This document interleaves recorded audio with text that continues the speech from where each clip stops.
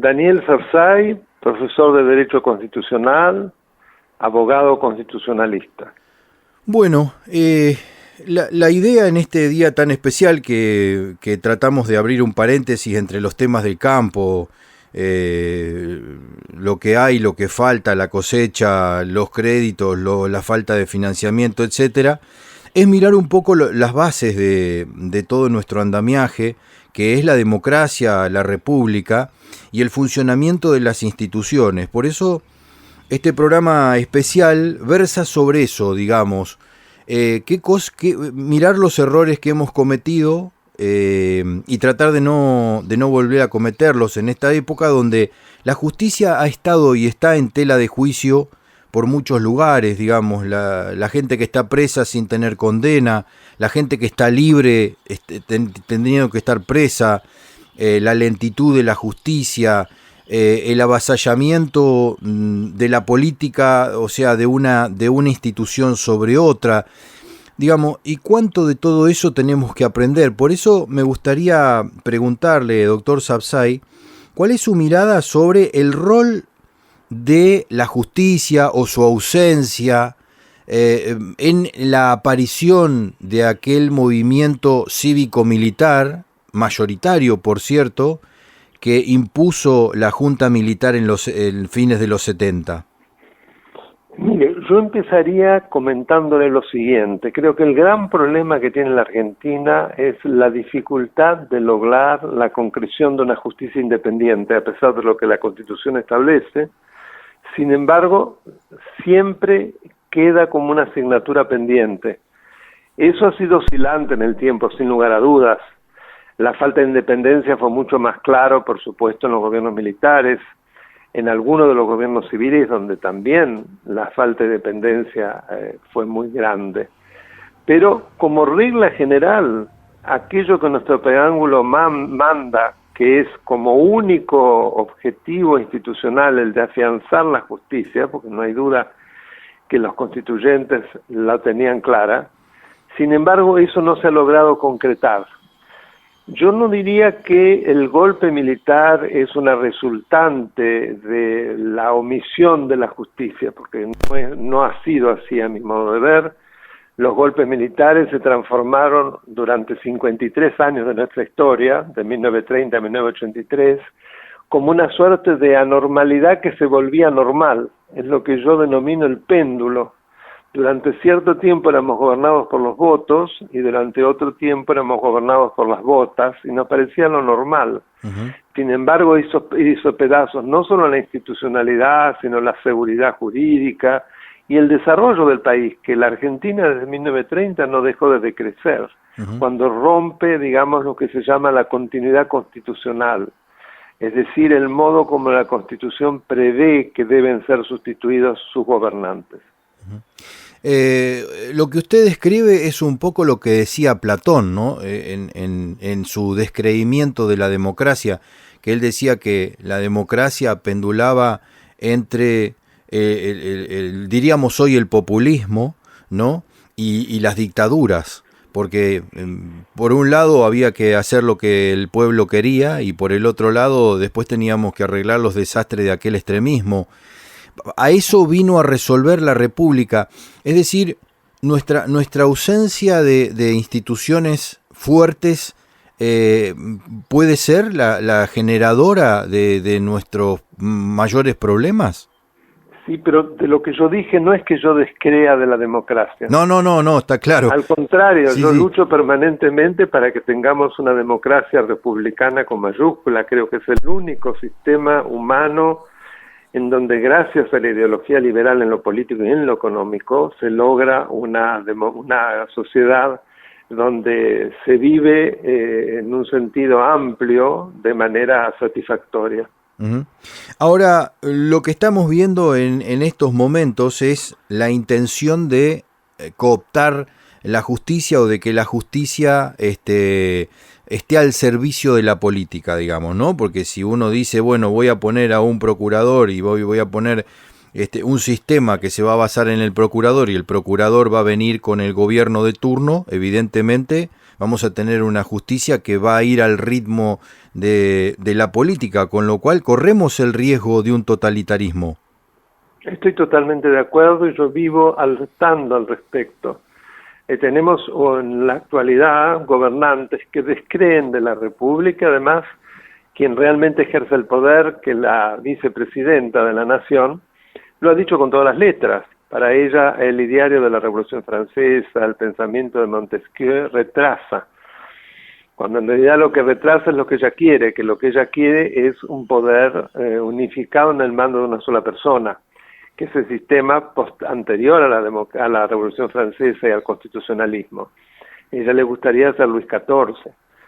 Y debemos luchar contra eso, porque además todo el elenco que la acompaña, y gran parte del peronismo piensa lo mismo con matices, no por casualidad tenemos feudos en varias provincias, empezando por Santa Cruz, que es la provincia de ella, y ella tuvo mucho que ver con la construcción de ese feudo, donde no hay independencia de la justicia, donde no hay separación de poderes, donde prácticamente no hay empleo privado, es decir, todo depende del Estado y por lo tanto el clientelismo es feroz, donde las elecciones son amañadas, en fin, ya conocemos cuáles son las características de un feudo y lamentablemente ahora ha sido Formosa la que más nos ha demostrado los horrores de tal vez el feudo más atroz que tenemos en la Argentina, porque inclusive te recordará que se ha provocado las cesáreas forzadas de mujeres de determinadas etnias aborígenes, y que muchas están escondidas en el monte porque temen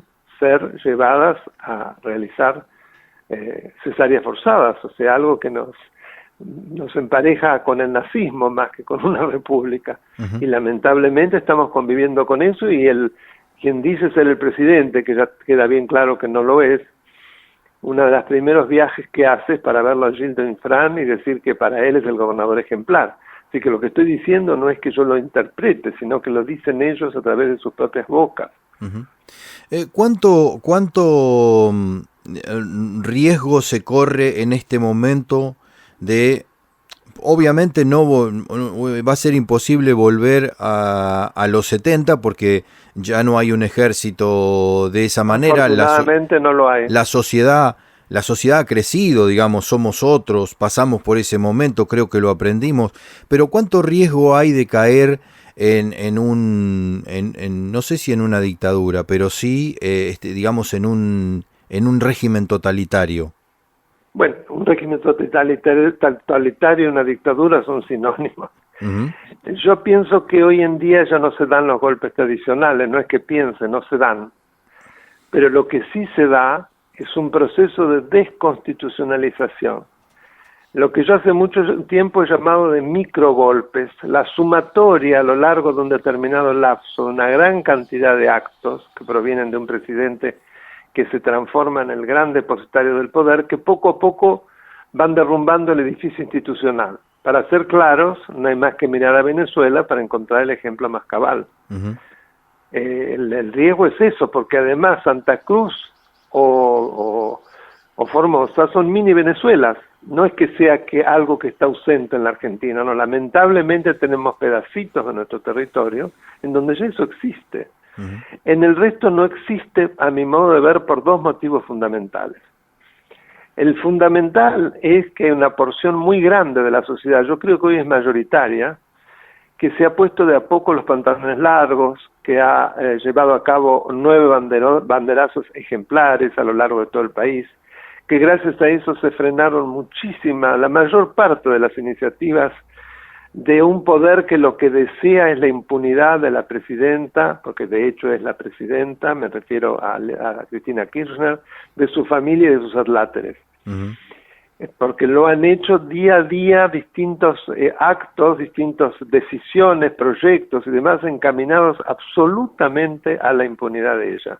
Y no lo han logrado, por eso cada vez están más desesperados y ahora ya están en una etapa más bien violenta. Sin embargo, la justicia que no es la denominada justicia legítima, que no tiene nada de justicia, porque una justicia que a sí misma se considera militante, es decir, partidista, ya está violando la ley de organización de la justicia, la esencia misma debe ser una justicia en una democracia, independiente de partidos políticos, independiente de ideologías partidistas. Entonces, a pesar de que existe, yo creo, más de un cuarto de la justicia que responde a esa ideología, sin embargo, el resto no lo es. Y la unión de una sociedad que está muy fuertemente presionando para que eso no ocurra ha llevado a que muchos jueces han tomado excelentes decisiones. Empezando por el caso Vicentín, que lo abortó un pequeño juez, digo pequeño porque es un juez provincial de una localidad Reconquista de la provincia de Santa Fe. Sin embargo, él tuvo el valor de dejar sin efecto un decreto de necesidad de urgencia absolutamente inconstitucional del presidente, por el cual se metía en un concurso judicial que estaba en curso de la empresa Vicentini, donde no tenía nada que hacer, y desbarató esa intentona.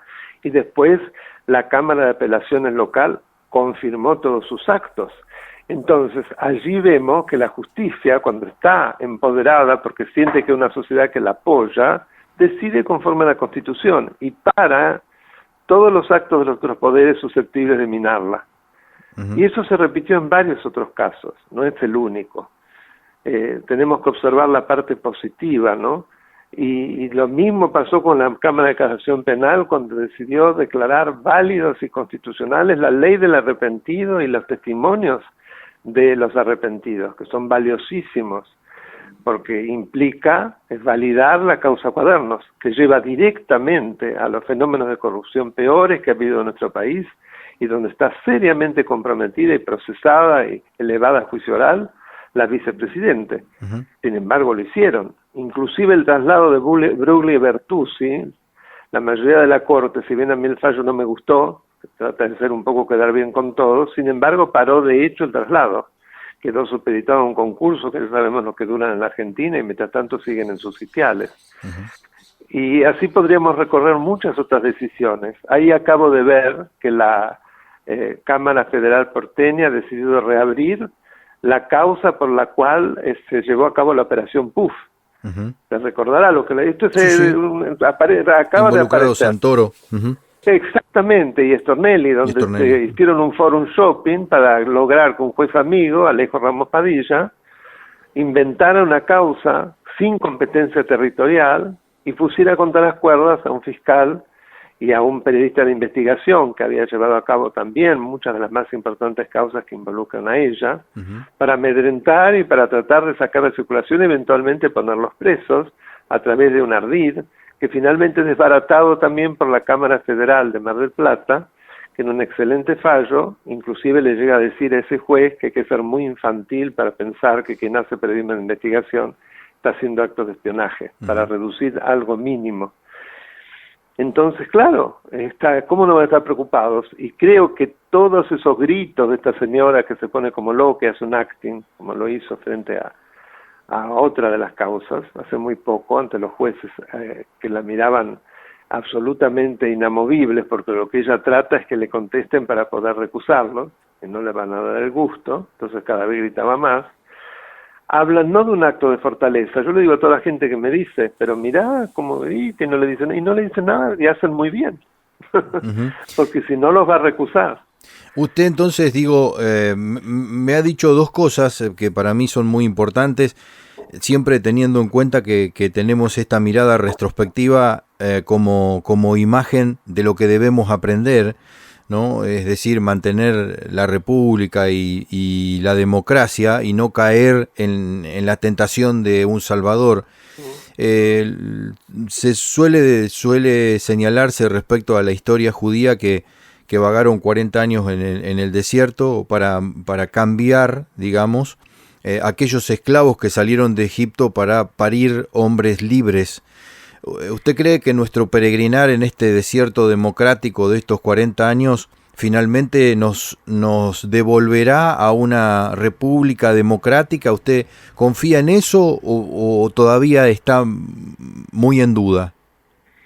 Lo que usted recuerda es muy interesante porque es muy valioso y muy valedero para lo que está pasando en la Argentina. Yo confío que sí, no tengo duda, por eso sigo fogoneando, por eso tengo un canal de YouTube donde subo a diario distintos videos con distintos materiales, precisamente para que la gente pueda conocer lo que la Constitución dice y sí pueda defenderse, que no le arrebatan sus derechos. Y tenemos ya alrededor de 45.000 suscriptores que espero subir también esta entrevista y que usted me la mande. Sí, claro. Porque una de las secciones son entrevistas con distintos periodistas, que ya ahora hay decenas, pero hay otra sección que es la explicación de los grandes institutos del Estado de Derecho, otra que yo leo textos que me parecen muy importantes, y otra que mi hijo, que es el que administra el sitio, que es el que además lo organizó, etcétera, etcétera, ha encontrado muchos materiales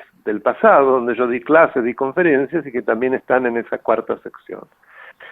Así que claro que tengo una fe enorme, si no, no me jugaría. Yo, mire, hoy ya he dado 6 entrevistas, aunque le parezca mentira, esta es la sexta, en el día de la fecha. Es un gran esfuerzo que le dedico, además de que estoy con Twitter, estoy con Instagram, es decir, todo lo que está a mi alcance. Integro inclusive ONGs que estamos trabajando para la misma finalidad, porque creo que es el momento de jugarse con todo, porque es muy probable que ocurra finalmente, después de mucho dolor, lo que usted dice, y esta imagen tan emblemática del pueblo judío, y que se avecina ahora, es Pesaj, es decir, la Pascua judía, que es precisamente salir de las garras del faraón. Le agradezco muchísimo este rato, doctor Sapsay. Muchísimas gracias. Gracias a usted, Walter. Fue un placer hablar con usted y me parece importantísimo que un canal agropecuario, el otro día lo hicieron desde un canal deportivo, que me llamaron para hablar de los temas del Estado de Derecho, porque es algo transversal a todas las actividades. Así que le mando un abrazo. Gracias, hasta luego. Adiós.